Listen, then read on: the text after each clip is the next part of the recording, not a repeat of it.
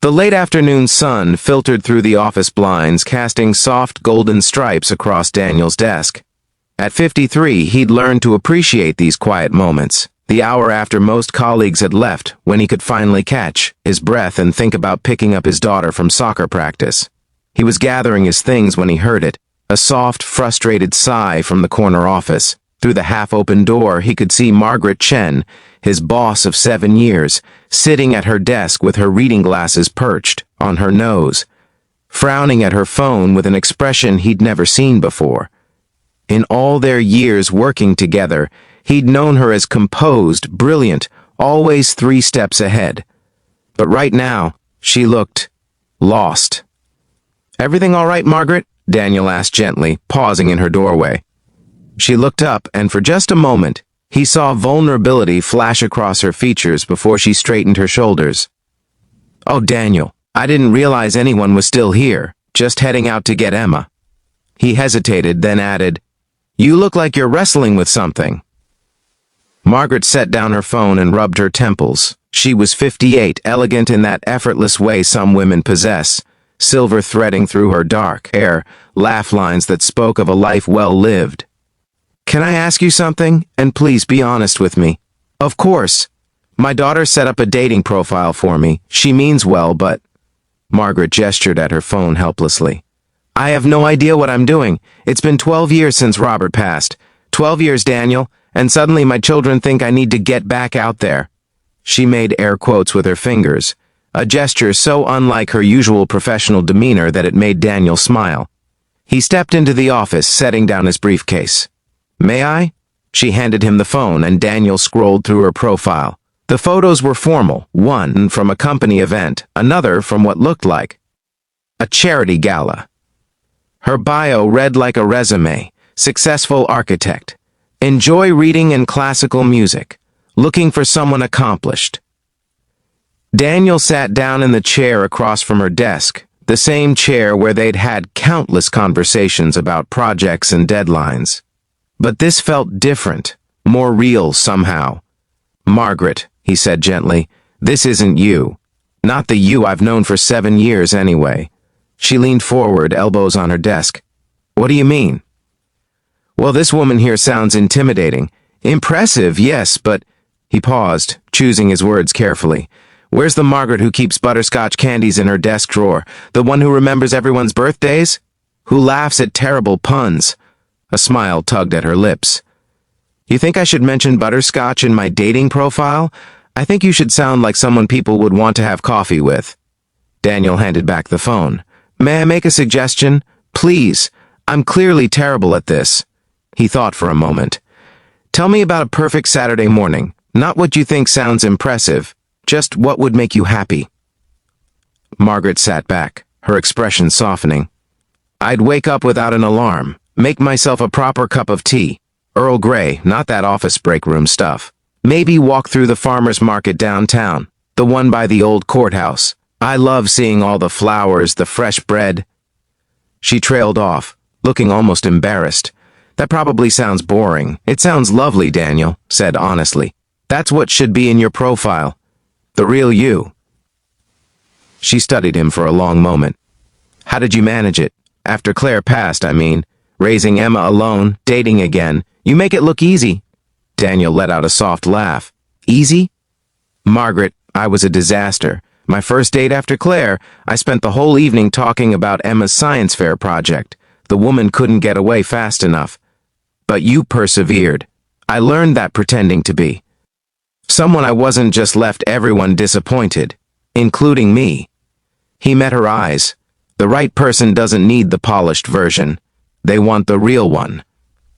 Margaret was quiet for a moment, then she pulled up her profile on her phone. "Help me rewrite this?"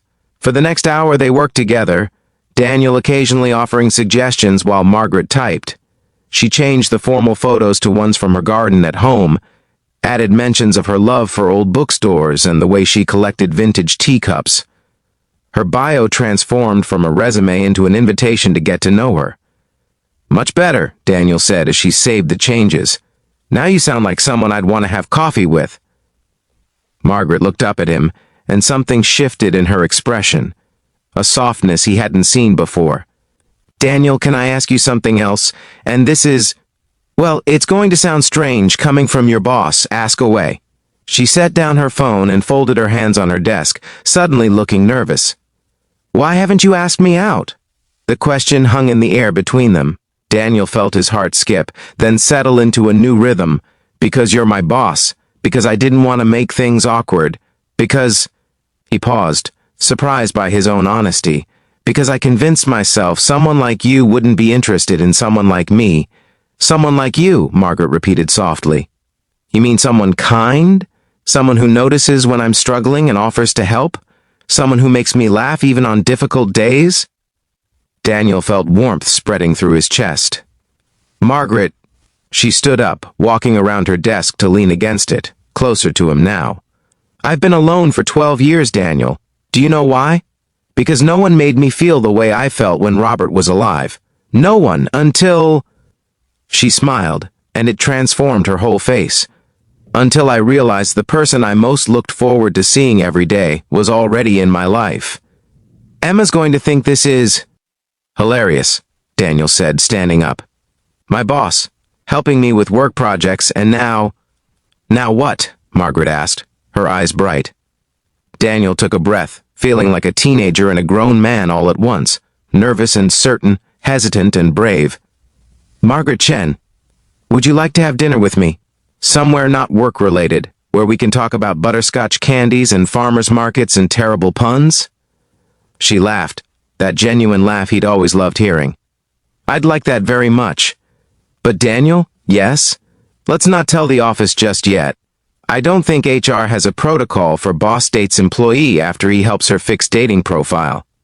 "Our secret," he agreed, smiling. As they walked out of the office together, the evening sun painting the parking lot in shades of amber and rose, Daniel thought about all the ways life surprised you. How kindness could be its own reward. How sometimes the person you're meant to find has been there all along, just waiting for the right moment. Margaret paused by her car, turning to face him. "Friday night? That little Italian place on Maple Street? Perfect. 7 o'clock? It's a date."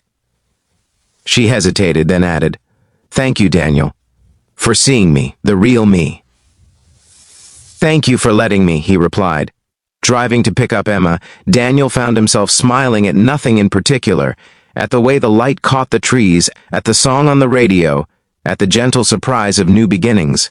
When he pulled up to the soccer field, Emma bounced into the car, sweaty and glowing. "Dad, we won!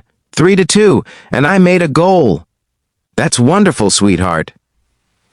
He pulled back onto the road, still smiling. Emma studied him with the shrewd perception of teenagers everywhere.